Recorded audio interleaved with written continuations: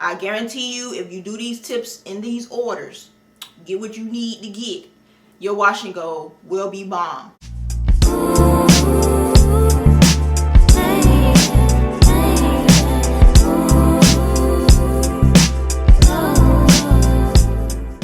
Babes, welcome back to my channel. If you are new to my channel, my name is Iyana, and you want to go ahead, press that subscribe button and that notification bell next to it so you will not miss any videos from me. Alright, so let's go ahead and get into today's video. Alright y'all, so y'all can tell from the title, I wanted to do a tips video on how to always get a successful wash and go, because if you've been with me for a minute, you know I've struggled about 4 times trying to get a successful wash and go. So I have a wash and go today that I did yesterday, and I absolutely love it. It's elongated, it's super defined. Y'all know where I first started to where I am now. I've learned a lot, so I would like to share what I learned and some tips on how to get a successful wash and go every time. Okay, so if you're struggling like how I was struggling, keep watching. Alright, so I have about 5 tips that I have for you guys. So the first tip and the first thing that I learned is that you need to have a gel that works for your hair and your hair type, okay? There's billions of gels out here, billions of different holds, billions of different firmnesses of the gel. You need to find gels that work very, very well on your specific hair. You can have extremely thick hair like me and have type 4 hair, extremely low density hair and have type 4 hair as well. So it all depends. I'm going to keep referring to type 4 hair because I have type 4 hair. That's what I know. That's what I deal with because I have type 4 hair. Yes, find gels that work for your hair, y'all. Alright, so I have about 2 gels that I know for sure that will always have my hair popping. The curls is just juicelicious. I have the wet line gel. This is the first gel I tried that actually helped define my hair and my curls and what I needed for my hair in order for it to look extremely defined. So I used the wet line gel. I think it was it this one? Or was it the one with the blue top?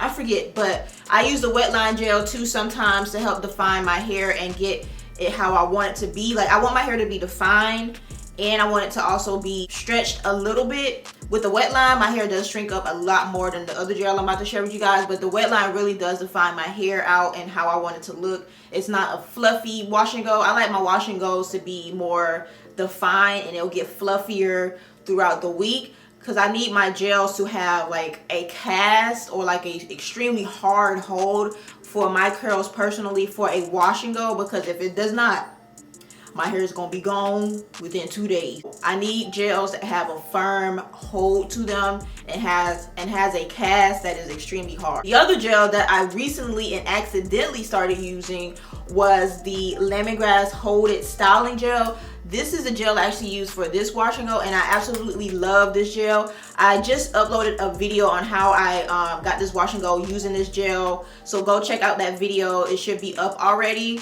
But this gel, I love it so much. If I can't get my hands on the wet line gel, then I'll get my hands on this. But if I can't get my hands on this, then I get the wet line. But these are the 2 gels that work extremely well on my hair and what I will be looking for in a gel. Find gels that work for your hair and your hair type, y'all, because all gels don't work the same.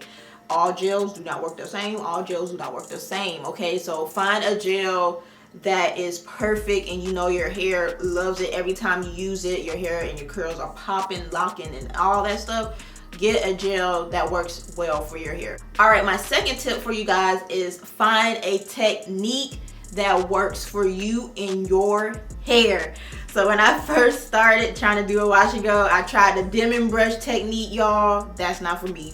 It ain't for me. It ain't for me. It's not for me. So I can't use that technique. They have the dim brush technique, There is a shingling technique. I actually did the shingling technique before several times on my hair when I first started trying to do wash and goes, but that took too long, y'all. My curls will look extremely tiny because I already have extremely tiny curls, so it was like separating it so much to the point where it didn't really look like how I wanted it to look. And then the other method that I know of is the raking method, which helps clumps the curls a little more, but I can't technically rake my fingers through my hair because like I have extremely thick hair, and it's not going to look how it will look on somebody that has a different curl type to me. I can't really rake like my whole hand, like raking it through. So those are the three techniques: Demon brush, raking, and shingling. Those are the three techniques that people use to do a wash and go. But like I said, do what works for your hair. So when I do my wash and goes, I do like a smoothing, like I smooth the whole thing out, and then I go in and separate. It's kind of shingling. It's like a mix between shingling and raking at the same time. I can't really describe it, but it's not really like one set technique that I use. I take this section, smooth it out, put the gel on, and then the sections that are like extremely clumped, then I go in, separate them, smooth it. It's kind of a mixture of like smoothing, raking, shingling type of thing. I don't do it like how I used to shingle, like single every section, because that takes way too long. For this tip, find a technique and method that works for your hair when you're trying to do your wash and go, y'all, because that is extremely important for your hair to come out how you would like it. Because if it comes out different than what you will like, that means that the technique that you used, it wasn't the technique that you needed to use for your hair. And also the technique is extremely important as well, because like I was saying, I have type 4 hair and my curls are extremely tiny, but I want it to be a lot more clump, my curls, so when I go in and I need to separate them, I can separate them. So that's why I use the technique that I use now, which is like the smoothing and then separating and all that stuff. Like I said, go watch that video that I just uploaded. I can't really explain it that well, but you can go into that video and watch how I did it. But smoothing it out and separating as I go also helps with my hair to clump how I want it to clump, because I have really tiny curls. So experiment with different methods and techniques that you can use for your hair and your curl pattern and your curl type and all that stuff. Alright, so the third tip that I can give you guys, it is extremely important because I learned this the hard way. You need to invest in a hooded dryer or a diffuser, y'all. I have both because I need both. For my hair personally, I need to have a hooded dryer. I sit under the hooded dryer for an hour. I actually learned this from Kimberly Sherrill. She is someone I really watched to get the wash and go technique down, because I couldn't do it. So I have a hooded dryer. I usually sit under the hooded dryer for an hour to just dry the outside of my hair, and then like the inside, since my hair is so thick, the inside will still be a little damp and at the roots and stuff. So then that's when I'll go in with my diffuser. This is the diffuser I use, and this is the diffuser I have. It's just a diffuser attachment from Conair, and I have my dryer and it just goes on like that. Definitely invest in a diffuser, because before I had a diffuser, I just had my hooded dryer,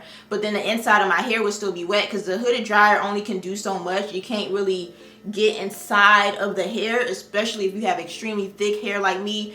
You're just gonna be sitting under the dryer just continuing to dry the outside of your hair. So you need to have a diffuser. So definitely invest in a diffuser. Like I said, I learned that the hard way. I used to always sit under the hooded dryer. The inside of my hair still be wet and there was nothing I could do, so I just had to go to sleep. And the next day my hair will still be wet, but it will be a lot frizzier because my hair was still wet. Definitely get a hooded dryer and a diffuser, because those are two things you need to have to get a successful wash and go, y'all. Like, I'm not even kidding. I'm so serious right now. I look so serious. I sound so serious, but I'm so serious. You need those two things to have your hair completely dry for a good wash and go. So I feel like the hooded dryer and the diffuser go hand in hand, because your hair needs to be dry. I wouldn't recommend going to sleep with a wet wash and go, because from my experience, it's not going to turn out how it's going to turn out. It's going to look a whole mess. I did try to air dry my hair a couple times. Like sometimes I would wake up, well, back in the day, I would wake up early to wash my hair, get my hair ready for a wash and go, do that, and then I would let it try and air dry all day. Y'all, that don't work for me. So I use a hooded dryer and a diffuser. So get those two things and you'll be on your way to a successful wash and go, okay? I'm not even gonna lie. You guys saw me struggle. Okay. Okay, so a fourth tip that I have for you guys for a successful wash and go goes hand in hand with what I just talked about, which is allow your hair to be completely dry before you even do anything to it. Your wash and go needs to be 100% dry. maybe 95, but it needs to be completely dry, 95 to 100% dry. If your hair is 80% dry, 70% dry, it's not going to turn out how it should. You will have frizz, and them curls, they're not going to look as popping because they got a little frizz to them. So your hair needs to be completely dry when you do a wash and go, because you don't want to do all that work and then you turn around and it's still damp, but you're trying to stretch it and then it's just a mess. Because I've done that before too, y'all. I've done all the wrong things. So these tips are genuine. Make sure your hair is completely dry before you even think about stretching it or doing whatever to it. Your hair needs to be completely dry. All right, and my fifth and final tip is, once your hair is completely 100% dry, 95% dry, you can go ahead and start stretching your hair. There's two ways you can stretch your hair. You can use it with heat, like with the blow dryer, stretch it out a little bit like that, or you can use scrunchies.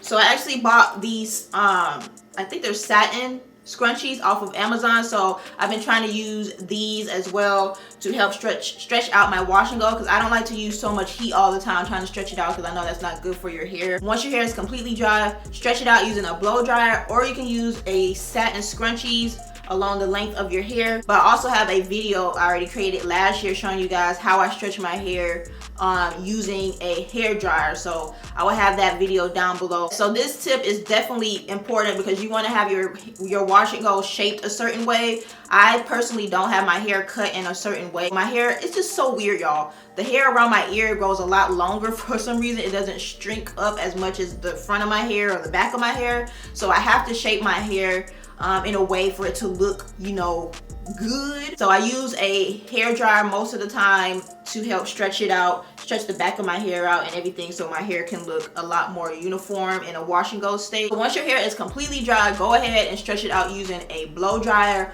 or if you don't want to use heat, you can use satin scrunchies to help stretch your hair out as well. This also can give you the time to shape your hair if your hair isn't cut in a certain way or anything like that, like how mine is. I used a blow dryer to help shape it a little bit, and then you can probably use scrunchies to help retain the stretchiness and all that stuff throughout the week if you don't want to keep blow drying your hair back to back every day. I usually like to use the blow dryer method as well because it is a lot faster and it's a lot more effective for me personally to get a stretch that I'm looking for. Alright y'all, so those are 5 tips that I wrote down for you guys on how to get a successful bomb wash and go every time. I've struggled several times. You guys can go look at my older videos that I did like 2 years ago trying to get a correct wash and go. I struggled every time, but here we are today, a whole success. Okay, so I'm proud. So these tips are based off of what I experienced and what I've learned throughout my little wash and go journey. So now I'm here now. I feel like this is the best wash and go I've done to this date. If you have any tips, leave them down below in the comment section just to share your experience with your wash and go journey. If you have done wash and goes before, and if you're an expert now like me, leave some tips down below in the comment section. But I hope you guys enjoyed this video and found it helpful if you're struggling with wash and goes. I guarantee you, if you do these tips in these orders, get what you need to get, your wash and go will be bomb. 100% guaranteed, okay? So I hope you guys enjoyed this video. Don't forget to like, comment, and subscribe. Don't forget to share. Sharing is caring, so go ahead and do that. Don't forget you're beautiful, you're strong, you're the best music. And I will see you guys in my next one.